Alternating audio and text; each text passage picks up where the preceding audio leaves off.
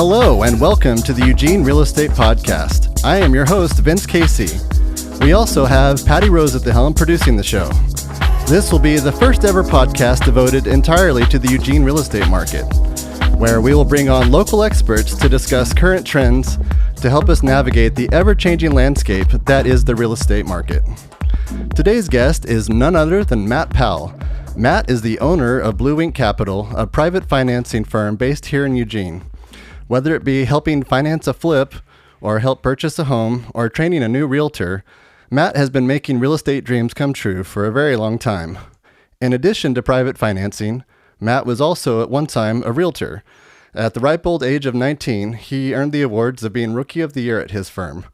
He later became an owner at Windermere Real Estate here in Lane County. He is currently on the board of directors at Oakshire Brewing. If you haven't tried their Amber Ale, you might want to give that a shot. And Matt also hosts a podcast, a co-host, with his lovely wife, Tanya. It's the Be Well podcast, where they focus on creating healthy habits and self-growth. In addition to all this, Matt is also my friend and a personal mentor. Matt, welcome to the show. It's good to be here, Vince. Thanks for having me. I'm excited. The first show. Yeah, you seem like a natural for the first guest, and we're so glad you're here. Well, thanks for the invite. I'm excited to talk about Eugene real estate. Well, in addition to real estate, it seems like the only time we get to see each other now is through social media. It seems like times are changing since COVID. And one of the things that popped up on your social media recently is your race to Cabo from Eugene. That looked like a ton of fun. Can you tell us a little bit about that? Oh, Vince, it was a blast. Eugene to Baja 3000. It was actually something Buddy and I had been kind of talking about, dreaming about, kind of joking about for, 15 years. And we finally just decided to do it. And it was kind of a scavenger hunt meets a race. We ended up having about 18 guys and 7 vehicles over a week. We left from Mohawk Tavern in Springfield, Oregon, by the way of Reno, and then Las Vegas, and then San Felipe, Mexico. So yeah, it was a blast. It was 7 pages of points and checkpoints and scavenger hunt type of stuff. Yeah, one of the visuals that I got from that was really great were there a couple of guys that were dressed in the Talladega Nights racing suits, the Shake and Bake brothers. Yeah, Shake and Bake. They were driving around on a little Dumb and Dumber scooter, which just made me laugh out loud, something that definitely doesn't usually happen.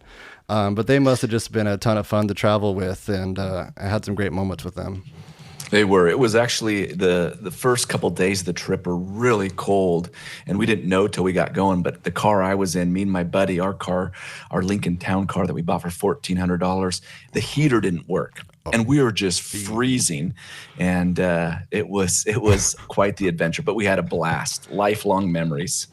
Now, I heard that one of the parts of the contest is you had to sell your car, but I heard that you had an idea for a prank on your daughter before you decided to make that happen. What was her reaction? So the whole 3,000 thing that's the budget. So the trip was Eugene to Baja 3,000, and the 3,000 that's your transportation budget. So that includes purchase of the vehicle and transportation to the destination. So our $1,400 purchase was probably pretty average, but then you have money for what you need to get there and fuel and all that stuff. But when I came home with this $1,400 car, I called my daughter, which was 15 at the time, and told her I have a surprise for her, and I know she's getting her license soon. So I went ahead and made a purchase today, and I'm excited to show her. So she just assumes I had bought a car for her.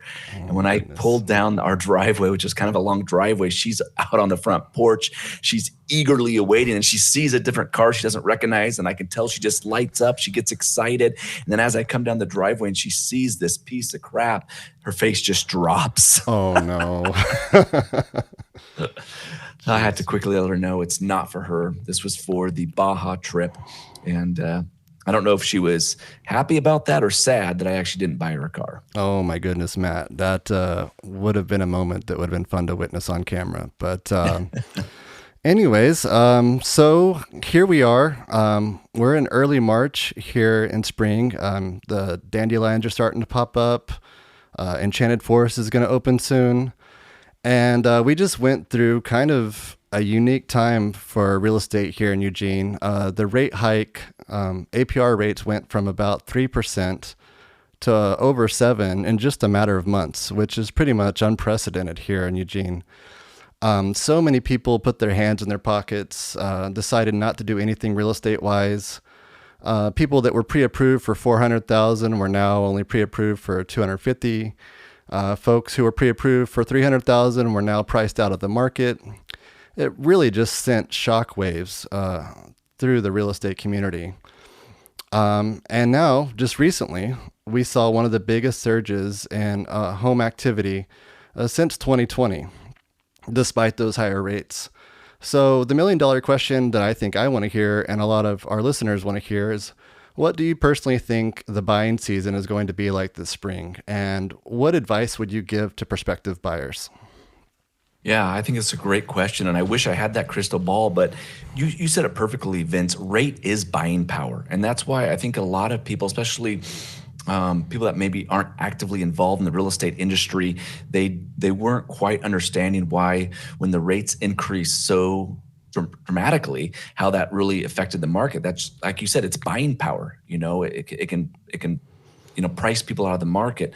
But the reality is, we talk a lot of averages in real estate statistics, average selling price in Eugene, average days on market. But really what's going on is those averages look kind of like they're struggling because of this little, rate increase we have, but really we're still in a very strong market under 500,000.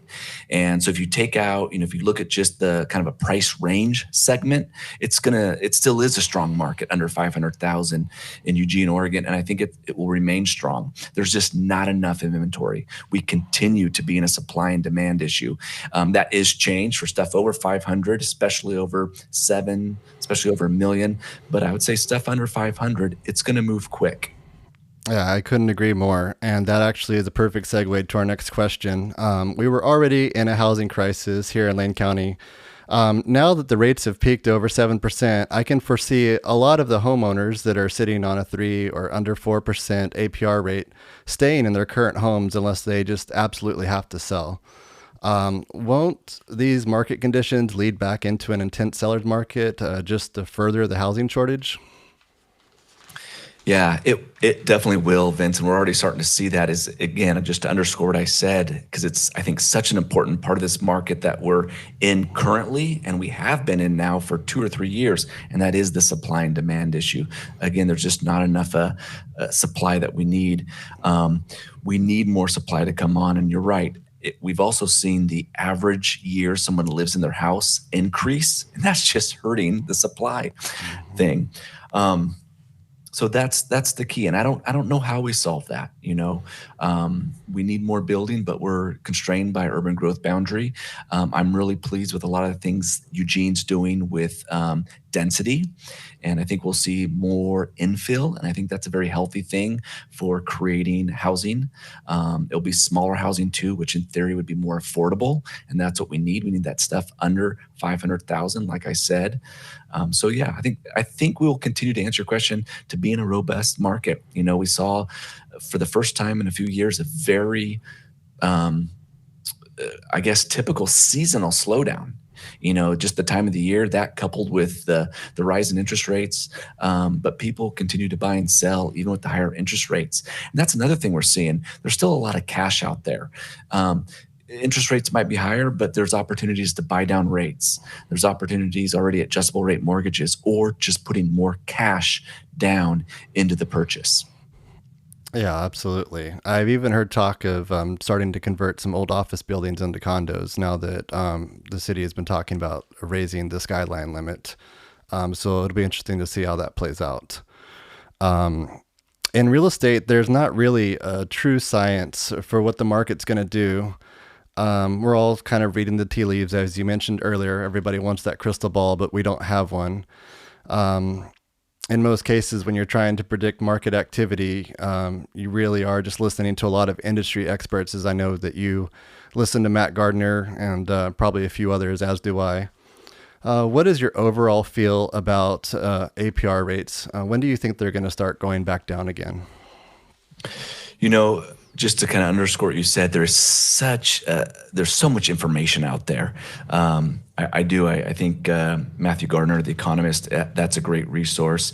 But it's interesting, just not to get too far off track here, but I'll Sure. go and I'll read some of the information from, if it's Matthew Gardner or Inman News or KCM, and sometimes they contradict on what's going to happen. And so it's interesting. However, we got to remember real estate is local. That's why I love that you're doing a podcast here focused hyper local on Eugene real estate. Without getting into the rabbit hole of APR rates, I'm not an expert on conventional interest rates, on APR rates. However, I will say this: I think we're in the new norm.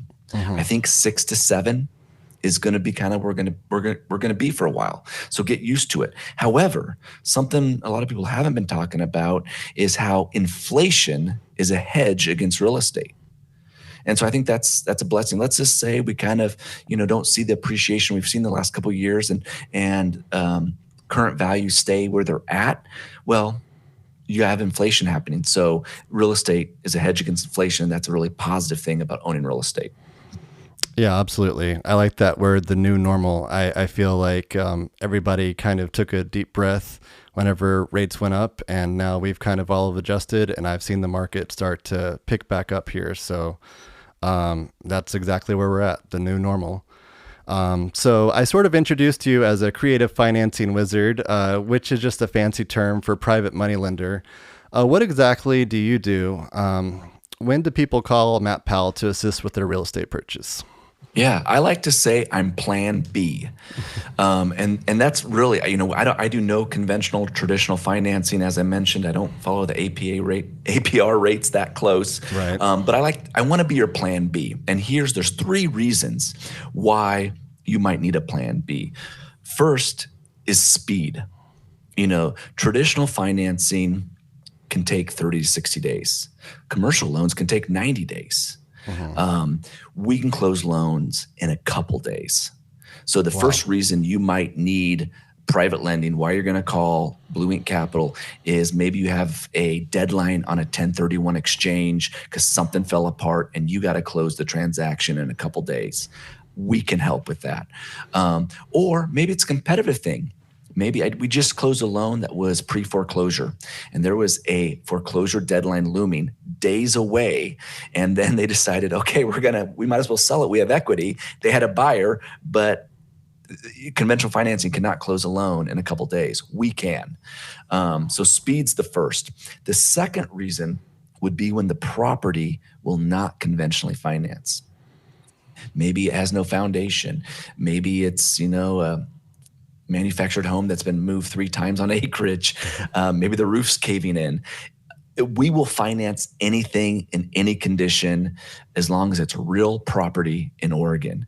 Now we're a short-term solution. So you use our money, private financing. It's a lot easier process. And then you fix that roof, you fix that foundation, you solve the problem, and then you refinance.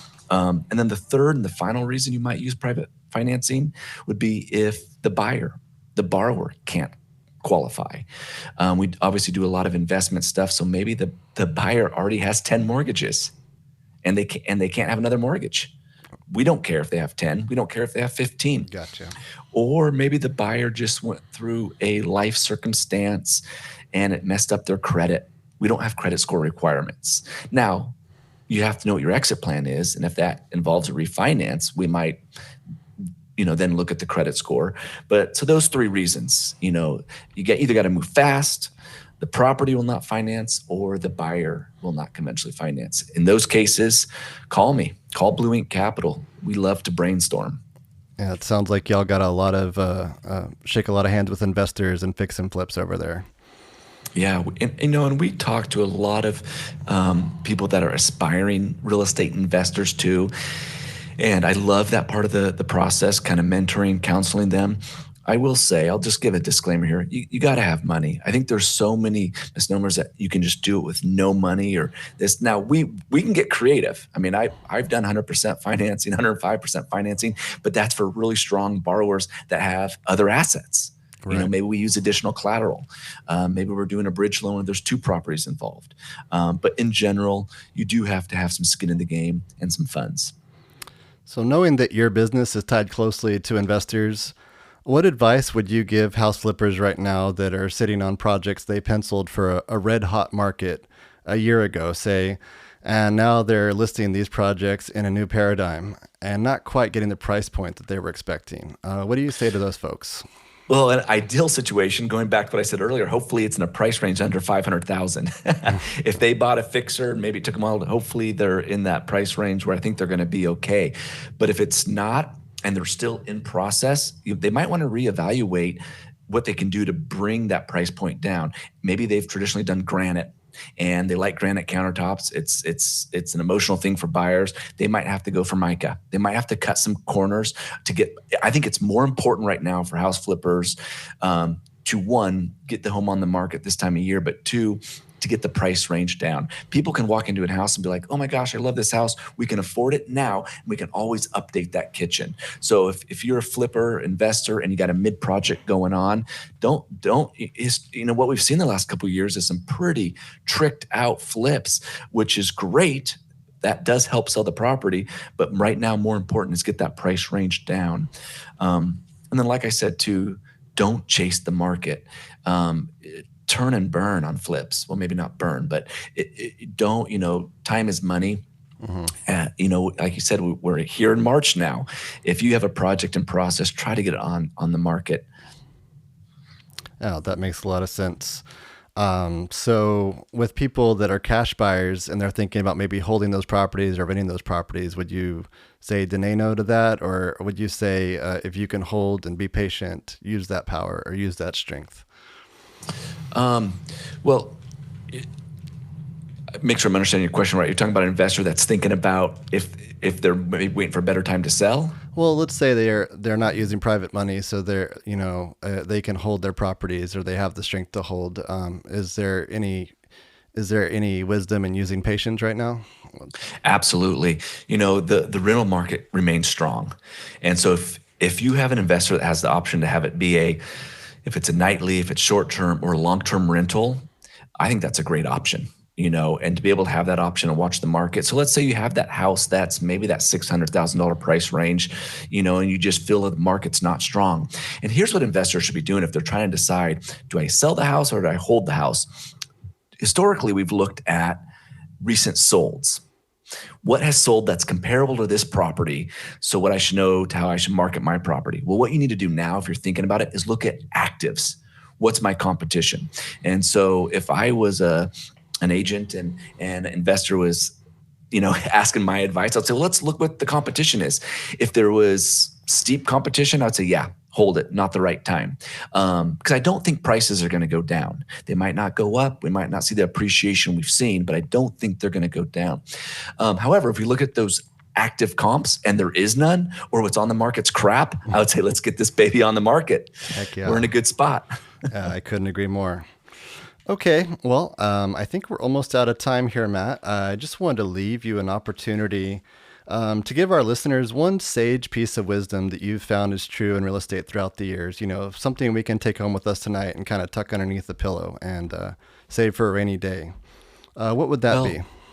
This wasn't planned, but just what we were talking about. You got to remember, real estate is a solid long-term investment. It's not a short-term high-yield investment. Now, it can be. We were just talking about flippers. That's why this came to mind. And I'm a big advocate for, buying homes, fixing them up, reselling, or buying homes, fixing them up, refinancing and holding. I think that's a great business. But we have to remember, especially in these slower real estate markets or when prices aren't appreciating or aren't appreciating fast, that real estate historically has been, and in my professional opinion, remains a solid long-term investment.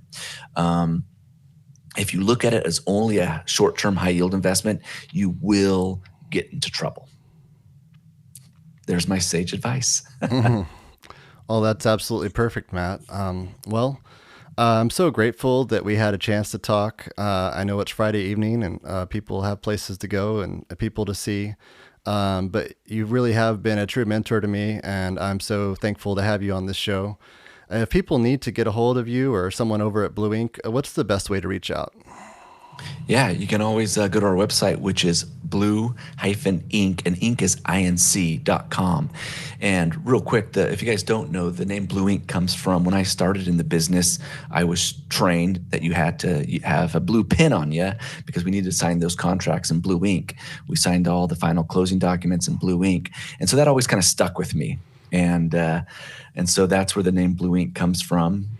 Kind of that blue ink stands out from the black and white text on a page. So blue-ink.com, the website, or my email is matt@blue-ink.com, or you can always call us at 541-434-1818. Oh, that's great information. Well, thank you so much. That's our show for the month. I want to thank you again, Matt, for joining us. I also want to thank Patty Rose for making all the things happen behind the scenes. And I want to thank all of you for listening. Next month, we will be joined by none other than Brian Ramstad, the owner of Hybrid Real Estate. Good night, and I'll see you next time.